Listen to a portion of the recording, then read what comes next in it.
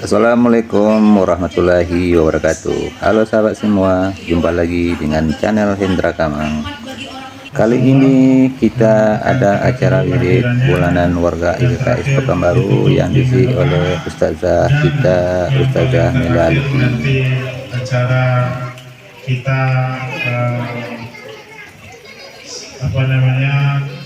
persiapan oleh penasihat Kamang. Sebelum kita mendengar tausiah dari Ustazah kita yang dulu kata sambutan dari pengurus IKKS Kamang Sayo.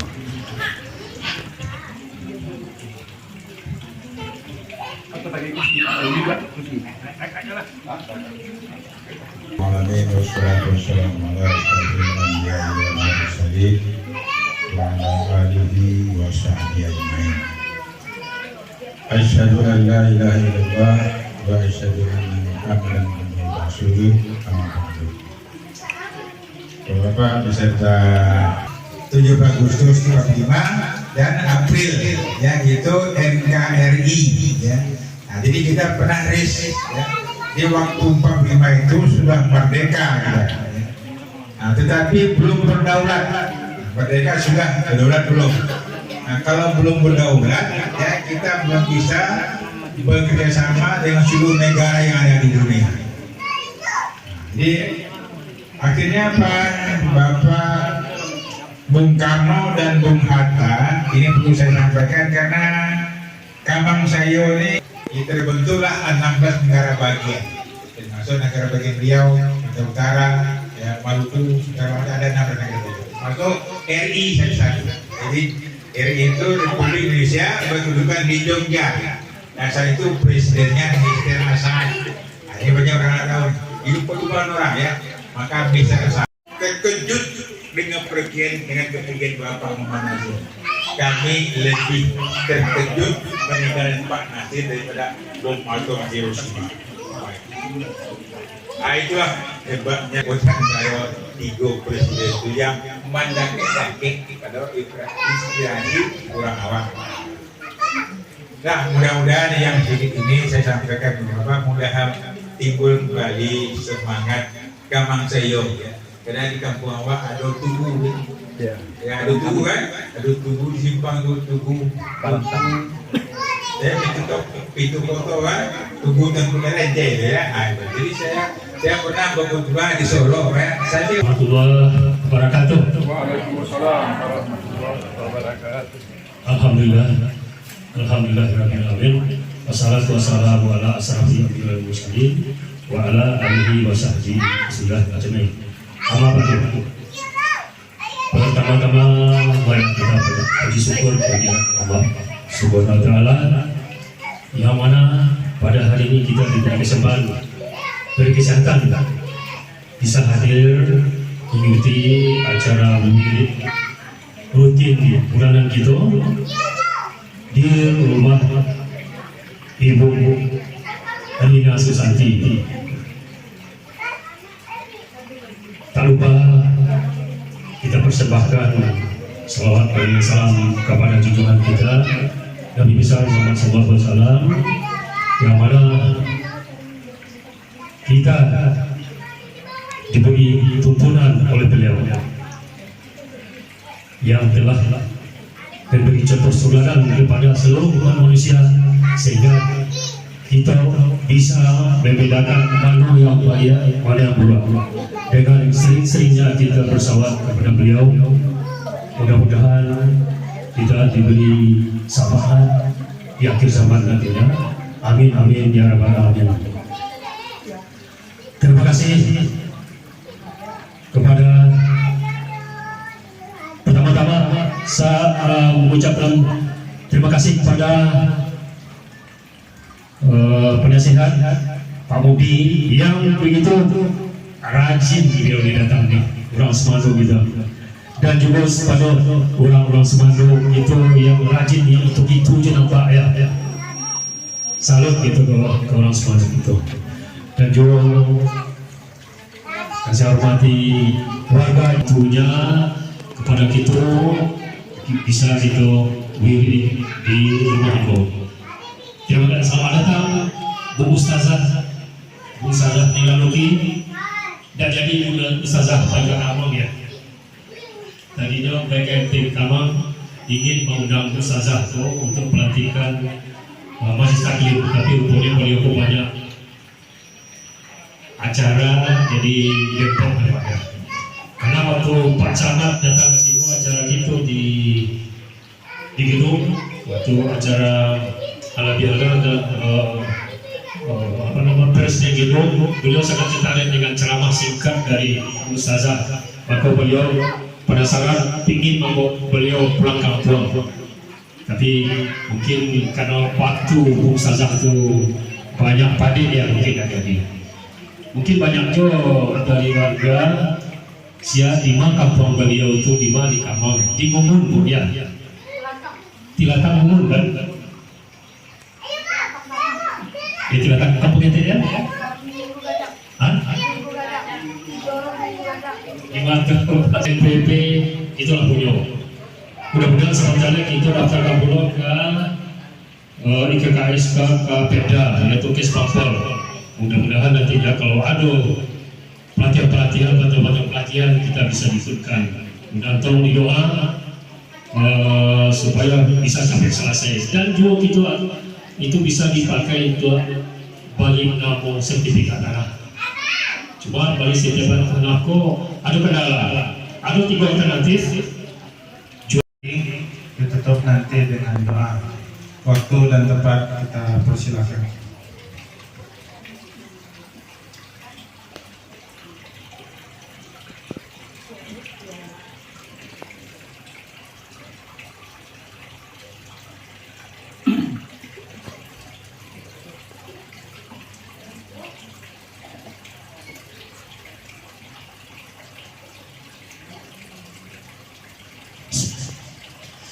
Na'udzubillahi minasyaitonirrajim. Bismillahirrahmanirrahim. Assalamualaikum warahmatullahi wabarakatuh. Alhamdulillahil wahidil qaharil azizil ghaffaril mukawwirul laili 'alan nahar tazkiratan li ulil qulubi wal absar tawsiratan li zawil albabi wal i'tibar. Walhamdulillahilladzi nahmaduhu nasta'inuhu nastaghfiruh wa na'udzu billahi min syururi anfusina wa min sayyiati a'malina may yahdihillahu fala mudilla lahu wa may yudlilhu fala hadiyalah. Nashhadu an la ilaha illallah nashhadu anna Muhammadan 'abduhu wa rasuluh la nabiyya ba'da amma ba'd. Kama qala Allah Ta'ala azza wa jalla fi kitabihil karim. Na'udzu billahi minasyaitonir rajim. Bismillahirrahmanirrahim. Ya ayyatuhan nafsul mutmainnah irji'i ila rabbiki radiyatan mardiyah fadkhuli fi ibadi wadkhuli jannati al-ayah. Wa kama qala nabiyyuna Muhammad ibn Abdullah man salaka tariqan yaltamisu fihi ilman sahalallahu bihi tariqan ilal jannah. Al-hadis sadaqallahul azim. Bapak-bapak, ibu-ibu, orang tua saya, bapak ketua dan semua bapak-bapak, ibu-ibu yang hadir. Ikatan Kamang Saiyo ya Pak ya? Ya, Kamang Saiyo ya Pak. Ya, sama-sama orang Kamang Pak ya. Tapi cek Kamang Mudia, cek Kamang Ili ya Pak ya. Kita berdoa kepada Allah Subhanahu wa Ta'ala, ibu-ibu, bapak-bapak, semoga siapapun kita yang hadir, insya Allah Allah sehatkan badan kita Pak, Allah kuatkan jasad kita, Allah tambah keimanan kita, Allah luaskan rezeki kita, Allah angkat segala masalah kita, Allah jauhkan kita dari orang-orang zalim, Allah matikan kita dalam keadaan husnul khatimah, amin. Allahumma amin. Bapak Ibu semua sehat? Alhamdulillah. Bapak Ibu, sebelumnya saya mohon maaf atas keterlambatan saya. Saya sudah sering isi acara di tempat Bu Rina ini. Ya, tadi saya sudah sering isi di sini Pak. Tapi waktu saya tengok mapnya kok ke Sikukung, oh pikir saya mungkin ibu ini pindah. Rupanya nyasar Pak, jalan buntu. Sehingga saya terlambat sampai sini. tapi alhamdulillah Bapak Ibu masih baru mulai dan semoga ini semua tidak mengurangi konsentrasi kita insya Allah. Baik Bapak Ibu yang saya sayangi karena Allah, berarti saya sudah 2 kali ya hadir dalam majelis ini Bapak Ibu ya. Kemarin pertama kali kita berada di masjid ya, di gedung ya Bapak Ibu ya. Awalnya kita berada di gedung, maka hari ini Bapak Ibu kita di sini, insya Allah kita akan belajar. Insya Allah kita akan belajar terkait dengan apa yang dapat kita lakukan untuk orang tua kita, saudara kita, anak menantu kita yang sudah meninggal dunia. Bapak Ibu ini penting, nanti bawa kajian ini pulang, sampaikan kepada anaknya bahwa nanti kalau Bapak meninggal itu yang bisa kamu lakukan adalah ini. Jadi disampaikan kepada anaknya terkait dengan hal ini semua Bapak Ibu. Semoga kita bisa bungkus, kita bawa pulang. Karena seperti ini Bapak Ibu, hanya ada 2 sebab kita takut mati Bapak Ibu. Apa sebabnya? Yang pertama, amal kita tak cukup, betul? Yang kedua, yang mendoakan dak jale orangnya. Tapi kalau cukup amal, jelas yang mendoakan awam dah takut mati Pak. Makanya orang dulu beda di orang kini Pak. Kalau orang dulu mati itu dia kejar. Suatu ketika ada sahabat Rasulullah SAW, seorang bapak anaknya 8 anaknya laki-laki semuanya. Ketika anak laki-laki itu, ketika bapak ini adalah ahli perang, dia rajin berperang. Suatu ketika karena sudah tua, dia cuma duduk di kursi Pak. Ada 8 anaknya yang ikut berperang. Lalu dia tanya kepada Rasul, ya Rasul, aku juga pengen berperang seperti anakku yang 8 orang. Apa kata Rasul? Istirahat aja lah Pak, anakmu sudah ada yang menggantikanmu di medan jihad. Apa kata bapak ini? Kalau seandainya anakku nanti mati karena mereka berperang, mereka mati syahid. Kalau aku yang tidak berperang, duduk di kursi ini, matiku mati apa ya Rasulullah? Rasul dia. Akhirnya tetap Pak, dia berjalan menuju medan perang. Ketika dia berlari, putus tangan kanannya Pak. Dia tetap berlari, putus kaki kirinya. Dia tetap berlari berperang, putus tangan kirinya, putus tangan kanannya, dan dia tetap memegang bendera Allah dengan mengucapkan La ilaha illallah, dan dia mati dalam keadaan syahid. Jadi kalau orang dulu Bapak Ibu mengejar mati, kalau kita takut mati. Suatu ketika Ali bin Abi Thalib itu orang cerdas Bapak Ibu. Makanya ada dalil ana madinatul ilm wa aliyun babuha. Saya adalah kota ilmu, Ali adalah kuncinya. Jadi kalau mau tahu isi kepalaku, tanya dengan Ali bin Abi Thalib. Isi kepalaku ada dengan Ali bin Abi Thalib. Ali bin Abi Thalib itu pengen mati syahid, dia pengen perang. Apa kata Rasul? Ali, kamu gak usah berperang, kamu cukup saja tetap dalam tenda, hafal Quran, belajar hadis, hafal ilmu. Apa kata Ali? Ya Rasulullah, kalau aku berperang, maka matiku mati syahid. Tapi kalau seandainya aku di dalam tenda, belajar gitu aja, matiku mati apa? Maka Rasul berkata, matimu dalam menuntut ilmu tetaplah mati syahid. Makanya Ali tetap menuntut ilmu Allah. Maka yuk Bapak Ibu, kita belajar. Apa sih yang dapat kita lakukan? Ini sesuai request Bapak Ibu. Apa yang dapat kita lakukan oleh saudara kita, anak kita, dan siapapun yang telah meninggal dunia? Kita mulai Bapak Ibu. Yang pertama ada dalil bunyinya begini. Iza mata banu Adam, ketika meninggal Bani Adam, inqata'a amaluhu, terputus amal Bani Adam itu kecuali 3 hal. Yang pertama al-waladun soleh yad'ulah, doa anak yang soleh. Yang kedua al-ilmu yuntafa'u bih, ilmu yang bermanfaat. Yang ketiga adalah sedekah jariyah, sedekah jariyah. Jadi ketika meninggal Bani Adam, ketika kita nanti meninggal, yang dibawa cuma 3. Itu hadisnya betul Bapak Ibu, cuman sayangnya orang suka salah paham dengan hadis ini. Ketika meninggal Bani Adam, terputus amal Bani Adam itu kecuali 3 hal. Doa anak yang soleh, ilmu yang bermanfaat, sedekah jariyah. Hadisnya betul Bapak Ibu, cuma masalahnya orang suka salah paham dengan hadis ini. Mereka mengatakan begini, oh kalau meninggal Bani Adam terputus amalnya. Oh kalau gitu untuk apa lagi kita baca Quran? Tidak akan sampai dong, yang sampai itu 37 katanya. Untuk apa lagi kita baca Yasin? Takkan sampai dong, yang sampai itu 37 kata dia. Untuk apa lagi kita takziah? Tidak akan sampai dong, yang sampai itu 37 katanya. Ujung-ujungnya ziarah kubur jadi bid'ah, takziah jadi bid'ah, baca Yasin jadi bid'ah. Pernah dengar gitu Bapak? Kalau setahun itu 1 ayat setiap habis sholat subuh. Bismillahirrahmanirrahim. Alif Lam Mim. Shadaqallahul azim. Zuhur. Dzalikal kitabu la raiba fihi hudal lil muttaqin. Shadaqallahul azim. 1 ayat setiap habis sholat 1 tahun hatam. Payah Ustazah. Siang kami maraton, pagi kami maraton, siang menonton, sore main badminton. Nggak bisa, payah tuh khatam Quran. Caranya kalau nggak bisa setiap habis sholat 5 ayat saja 1 hari. Cari waktu di mana ibu baca 5 ayat. Nanti doakan untuk orang tua yang telah meninggal. Mereka membutuhkan kita. Mereka yang sudah membesarkan kita. Nanti bilang sama anaknya, oh nak, kalau mak meninggal, apa yang bisa kau buat? 1, kirimkan Quran sampai hatam untuk mak. Oke?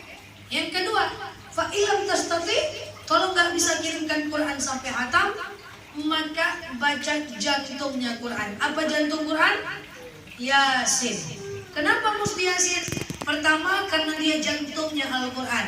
Yang kedua, karena Rasul pernah bersabda, man qara'a Yasin faka'annama khatamani minal Quran. Siapa yang membaca Yasin, pahalanya sama dengan 2 kali hatam. Itu sebab orang baca Yasin, Bapak Ibu, fadilah Yasin itu luar biasa. Jadi baca Yasin itu tidak ada masalah. Yang masalah itu Yasin aja dibaca, yang tak dibaca. Sampai kita pun meninggal, itu baru tidak boleh. Nah, kenapa orang banyak baca Yasin di malam Jumat? Karena wa fil yaumil Jumat, di hari Jumat, wa yanzulunal malaikah, malaikat turun, wa yastajibuna du'aan nas, dijawab semua doa manusia, wa yudalluna amalan nas, lipat gandakan pahala. Dia sampai rumah nanti bilang sama anaknya, nah kalau mak nanti meninggal, apa yang bisa kamu buat? 1, kamu kirimkan Quran sampai hatam untuk mak. Yang kedua, kalau nggak bisa, kamu kirimkan Yasin. Yang ketiga, fa'ilam tastati', kalau nggak bisa kamu kirimkan Yasin, lakukan yang ketiga, faqra ummul Quran al-Fatihah. Jadi kalau ada orang tua kita meninggal, kirimkan Quran sampai hatam. Kalau nggak bisa kirimkan Yasin, kalau nggak bisa kirimkan Al-Fatihah. Nggak juga bisa kirimkan Al-Fatihah, kita aja meninggal lagi parah. Coba bayangkan Bapak Ibu meninggal, lalu anak Bapak khatamkan Quran 2 kali setahun untuk kita. Lalu setiap malam Jumat dia kirimkan Quran, dia kirimkan Yasin. Setiap habis sholat dia kirimkan Al-Fatihah. Oh, dah ada orang takut mati tak? Karena orang takut mati itu kan ada yang mendoakan, amal tak boleh cukup. Kirimkan Quran sampai hati, sampaikan nanti kepada anaknya. Jangan sampai di ibu bapak saja. Kalau cuma sampai di bapak ibu, nanti bapak ibu tak dapat apa-apa. Nomor 4, perbanyak mengirimkan wasilah. Apa namanya? Mengganti amal kita untuk kebaikan orang yang meninggal dunia. Contoh, ya Allah ya Tuhanku, ya, aku baca Quran dengan sembuh orang tuaku, sembuhlah sakit suamiku. Kalau orang awak dulu ada kalau ketulangan, katanya gulung-gulung nasi kan gitu Pak, telan baca selawat. Nah selawat itu wasilah. Ya Allah, saya gulung nasinya, saya masukkan, saya telan. Nah itulah yang dinamakan dengan wasilah. Bapak Ibu pernah nengok Quran Yasin yang ada foto orang di depannya? Pernah ya? Itu wasilah Pak. Ada orang meninggal dunia, lalu orang meninggal dunia itu meninggalkan harta, lalu kemudian anaknya soleh, dia ambil uangnya atau dia ambil uang bapaknya, dia cetak Quran Yasin, lalu kemudian dia bagikan kepada orang. Ditaruhnya foto bapaknya di depan. Inna lillahi wa inna ilaihi raji'un. Telah berkurang keramatullah ayahanda kami fulan bin fulan. Mohon doa. Lalu dia bagikan, dia wakafkan Yasin itu kepada orang. Apa makna? Dia berharap ketika dibaca Yasin itu didoakan untuk bapaknya yang meninggal dunia tadi. Jadi kalau bapak ibu nengok Quran Yasin yang ada foto orang di depannya, jangan dicalik-calik aja pak. Ini tidak selfie itu loh pak. Ini berharap wasilah. Oke? Dah, pertama kirimkan Quran sampai yang kedua kirimkan Yasin, ketiga kirimkan Al-Fatihah, yang keempat perbanyak melakukan wasilah. Yang kelima, kalau ada saudara, orang tua, siapapun yang meninggal, lakukan nomor 5, ziarahi makamnya pak. Ziarahi kuburannya. Ziarah itu luar biasa. Ya, apa hukum wanita ziarah kubur? Kuntu nahaitukum an ziaratul kubur ala fadhuruha. Al-hadis. Rasul pernah melarang wanita ziarah kubur. Sekarang Rasul bolehkan wanita, ibu-ibu ziarah kubur. Gak ada masalah. Dulu sempat dilarang, sekarang dibolehkan. Apa manfaat ziarah kubur? Saya sering sampaikan. Suatu ketika Rasul jalan di antara dua kuburan. Kuburan sebelah kanan ada mayat yang sedang disiksa karena kencing tak cebok. Kuburan sebelah kiri ada mayat yang sedang disiksa karena kencing berdiri. Lalu Rasul jalan di antara dua kuburan itu. Bertanya Abu Bakar dari belakang, "Ya Rasul, mana ta'mal? Kau sedang apa ya Rasul?" Apa kata Rasul? "Saya sedang membersihkan kuburan ini." Jadi sampah-sampah dibersihkan oleh Rasulullah. Lalu Abu Bakar bertanya, "Ngapain kau bersihkan kuburan ini ya Muhammad?" Apa kata Muhammad? "Saya ingin meringankan." Saya S1 S2 udah kerja, saya mak mau apa dari saya? Mak mau doa. Dibilangnya ke anak saya, ke abang saya, "Kamu tak usah berbuat banyak di dunia. Mak hidup dengan kayak gini, mak cukup, mak hidup. Cuma nanti kalau mak meninggal, kau yang jadi imamnya." Bayangkan, kamu nanti yang memandikannya. Adi udah bagi-bagi tugas anaknya, coba bayangkan. Karena itu cuma yang bisa kita harap.